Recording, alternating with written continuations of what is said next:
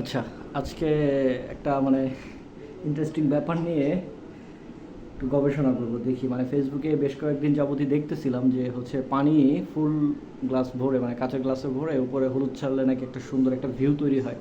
দেখি ওইটা হয় কি না।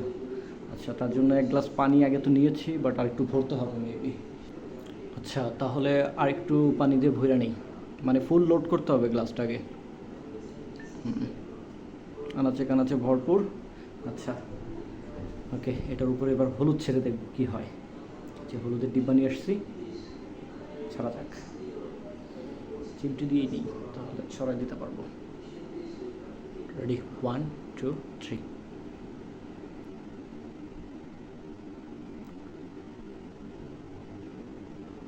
ও মাই গড, জাস্ট ওয়াও! মানে কি সুন্দর একটা ভিউ তৈরি হয়েছে, ও মাই গড!